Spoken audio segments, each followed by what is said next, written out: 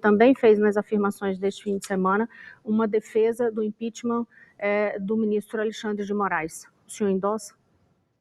Olha, vamos por partes. Eu, primeiro, sempre que eu puder, eu vou buscar sempre o diálogo. Não acho que o caminho de fazer impeachment de ministro é o que vai resolver o problema do Brasil.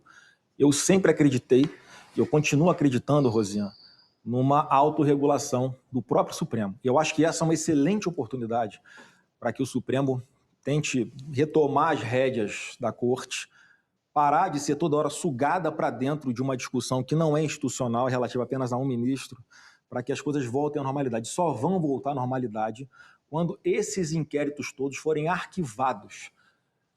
É isso que eu espero, né, que o presidente do Senado faça, busque o presidente do Supremo Tribunal Federal.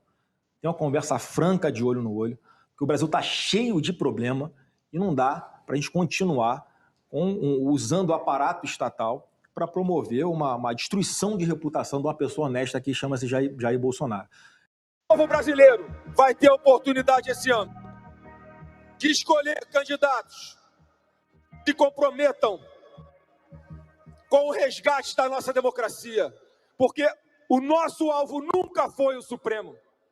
Nós sempre dissemos, o Supremo é fundamental para a democracia, mas estão destruindo a democracia a pretexto de defendê-la para atingir Bolsonaro. Você quer nunca mais ter um Alexandre de Moraes, um Dias Toffoli ou os absurdos que acontecem no STF? Eu vou te trazer as 7 propostas que eu vou apresentar como presidente da República que vão resolver de uma vez por todas o problema da Suprema Corte. Proposta número 1, fim das decisões monocráticas. Essa proposta era para ter passado em 2019, ele eliminaria não apenas essas decisões do Alexandre de Moraes, mas também a atuação política de outros ministros. Ela, entretanto, foi barrada pelo nosso amigo Jair Bolsonaro por algum motivo. No STF hoje, 83% das decisões são monocráticas, o que gera um casuísmo perigoso e pode ajudar no lobby que certos escritórios ligados a parentes desses mesmos ministros fazem. Acabar com isso é respeitar as turmas e colegiados que existem no STF e tornar os julgamentos mais objetivos. 2. Prazo obrigatório para pedido de vista e julgamento. Isso pode beneficiar muito certos clientes, ou prejudicar muito o Brasil em certos temas. Com o prazo obrigatório, os temas rodam de maneira mais rápida e a estratégia de empurrar com a barriga desaparece. 3. Filtro real de acesso. No Brasil, o STF recebe 8 mil casos por ano. Nos Estados Unidos são apenas 50. Com o filtro de acesso, o STF só toca matéria constitucional e todos os demais casos caem para o STJ.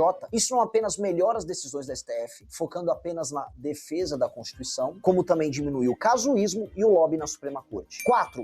Transparência real em escritórios que possam ter familiares de ministros do STF. Esse aqui é bem fácil, qualquer escritório que entrar com uma ação no STF não pode ter nenhum parente de ministro envolvido. E as relações societárias, inclusive monetárias, entre os membros do escritório têm que ficar claras e transparentes. Caso eles tentem burlar essa regra, os membros do escritório serão presos. 5. O Tribunal Superior Político. Ninguém aqui nega a necessidade de haver um foro especial que lide com políticos, deputados federais e senadores. Isso evita a perseguição local que eles possam ter, por exemplo, de juízes amigos de seus adversários que possam persegui-los e de fato gerar injustiça. Esse tribunal, entretanto, não pode ser o STF, porque assim o legislativo fica na mão do judiciário. A nossa proposta é clara, criar um tribunal aos moldes do TSE, com magistrados de diferentes áreas que vêm das mais diversas regiões do Brasil. Esse tribunal é altamente rotativo e o sistema de seleção é aleatório, ou seja, por sorteio. Assim acaba o lobby dos políticos para cima dos ministros e a chantagem dos ministros para cima dos parlamentares. 6. Veto senatorial em caso de suspeição. Esse aqui é bem simples. Se o Senado perceber que o ministro do Supremo está agindo de maneira suspeita, que ele tem interesses num caso que está rolando no STF, ele pode afastá-lo com uma moção de suspeição. Assim, casos como Dias Toffoli no Banco Master simplesmente não iriam ocorrer. E mesmo a atuação de Alexandre de Moraes em seu inquérito, em que ele era vítima e ao mesmo tempo juiz, simplesmente deixariam de existir. E 7. Mandato para ministro do STF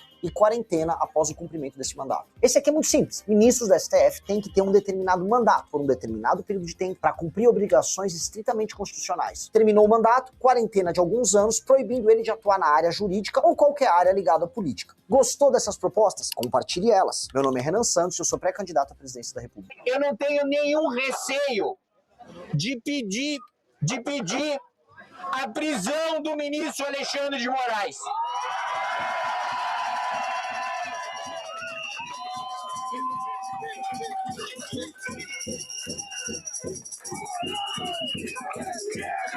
Explica aí os milhões da sua mulher, Moraes, qual é que é?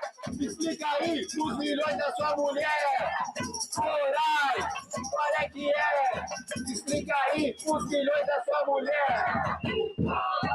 E mesmo Alexandre de Moraes, mesmo Dias Toffoli, que eu também peço a sua prisão, pode ficar muito claro, Dias Toffoli, que eu quero que você apodreça na cadeia, junto com Alexandre de Moraes. Quero que ambos apodreçam. E eu digo isso sabendo que vocês dois vão ter voto na minha prisão. Mas eu não tenho nenhum medo. Se eu precisar ser preso pelas minhas convicções, eu vou com orgulho. Eu prefiro ser preso injustamente do que os corruptos delatados pelo Vocaro vão ser presos justamente.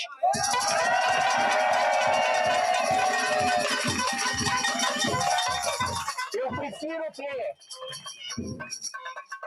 É muito melhor que eu tenha o gosto da derrota do que o sentimento de vergonha da covardia de nunca ter lutado. E eu sei que esse é o sentimento de cada um de vocês. E eu sei que se eu for preso pelo Supremo, eu vou contar com cada um de vocês. Eu sei que vocês não estão comigo.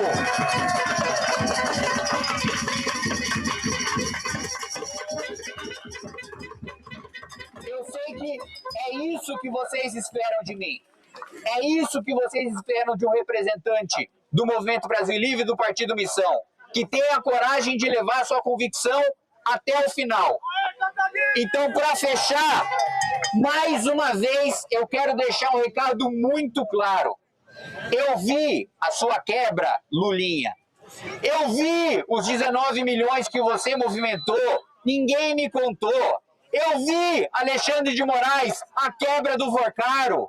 Eu vi que você passou férias gostosas com ele em Campos do Jordão. Ninguém me contou. Eu vi, Lula, eu vi o Vocaro dizendo que a reunião com você foi linda.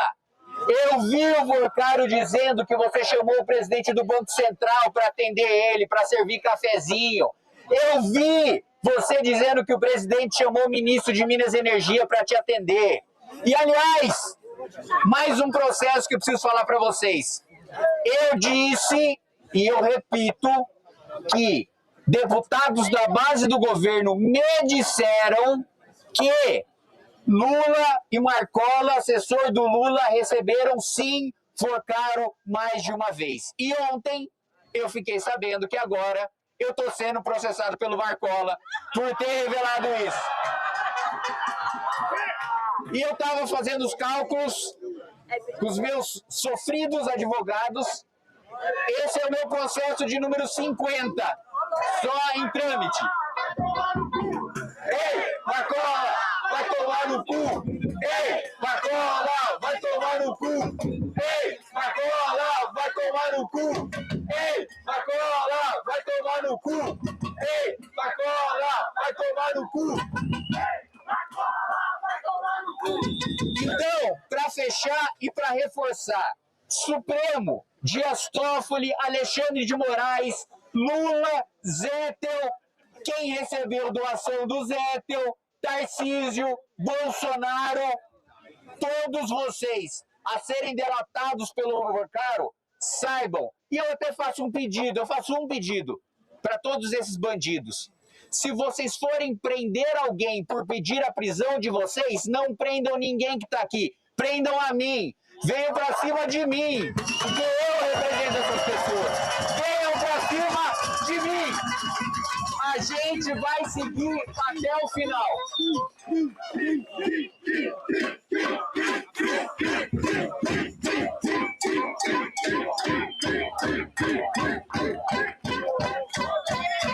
Nessa eu digo o seguinte, ou vocês, delatados pelo Vocaro, cuja delação eu tenho certeza, Guto, Renan, Amanda, Piauí, a gente vai organizar uma sala de cinema com pipoca bem gostosa para a gente ver nome a nome a delação do Vocaro, enquanto vocês vão estar se cagando na casa de vocês com a intranquilidade de quem é corrupto. Obrigado, gente!